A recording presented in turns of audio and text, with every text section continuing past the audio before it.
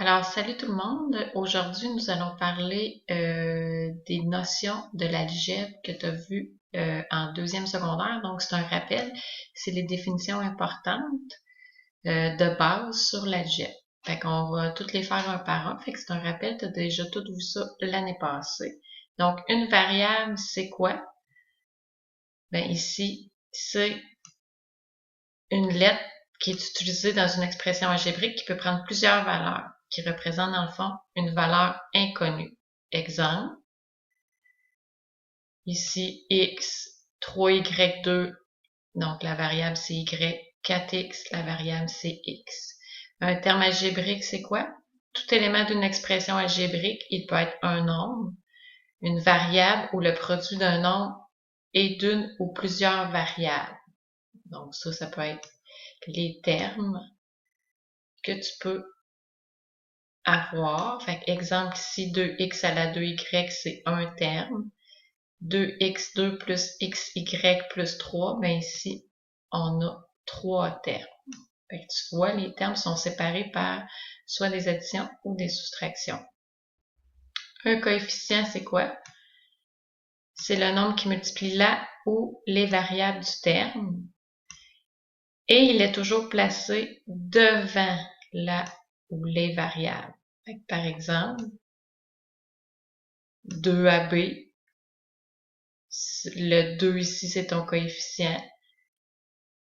XY, ben, quand on n'a pas de coefficient, le coefficient 1 est toujours sous-entendu. Donc, ici, ton coefficient 1 est toujours sous-entendu. Fait que c'est comme cet exemple-là ici. Le 1, il apparaît pas, mais c'est comme si tu avais le coefficient 1. Un polynôme, c'est quoi? Ben, c'est une expression algébrique constituée de plusieurs termes séparés par les signes plus ou moins, donc séparés par une addition ou une soustraction. Fait que tu peux avoir un monôme, ça c'est juste un seul terme. Binôme, ben ça va être composé de 2 termes. Et trinôme, c'est 3 termes. Quand on dépasse là, le trinôme, mais souvent on va l'appeler seulement polynôme. Un terme constant, c'est un terme qui n'est pas accompagné d'une variable, il va être tout seul. Donc, dans l'exemple ici, 3A2 plus 2A plus 3, ben ton 3 ici, c'est ton terme constant.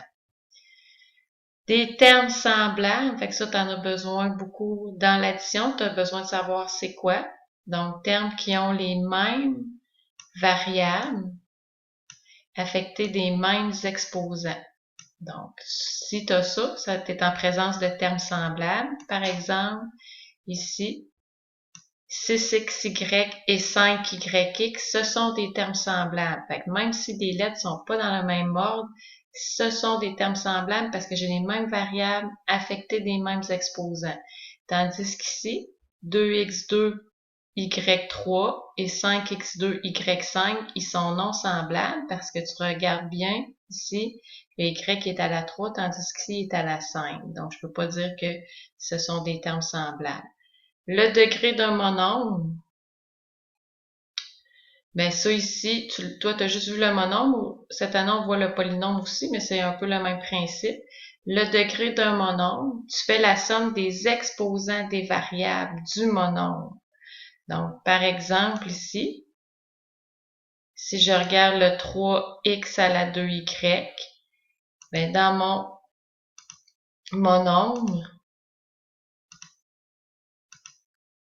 j'ai l'exposant 2 ici. Puis quand j'ai pas d'exposant, on sait que c'est comme 1. Donc, le degré, j'additionne ces deux exposants-là. 2 plus 1, ça donne 3. Pour ce monôme-là ici, ben, j'ai seulement l'exposant 1 ici. Encore là, le 1 il est sous-entendu. Fait que le degré, c'est juste 1. J'ai pas à additionner parce que j'ai pas d'autres variables. Quand tu as un polynôme, donc tu vas avoir plusieurs monômes, tu dois prendre le plus haut degré du monôme qui compose le polynôme. Donc, exemple, on a le polynôme 12x2, y3, plus 5x, y6, plus 3. Donc ici, j'ai comme 3 monombres. Fait que je viens faire individuellement la somme des exposants de chaque monombre. J'ai fait individuellement. Donc, exemple. Ici, j'ai 2 comme exposant avec 3. Donc, 2 plus 3, ça te fait 5. Le second monombre, j'ai comme 1 ici avec 6. Donc, 6 plus 1. Le degré de ce monombre-là, c'est 7. Et finalement, j'ai un terme constant ici, mais le degré est 0 parce que j'ai pas de variable. Donc, je regarde lequel parmi les trois a le plus haut degré et c'est le degré 7. Donc, le polynôme est de degré 7.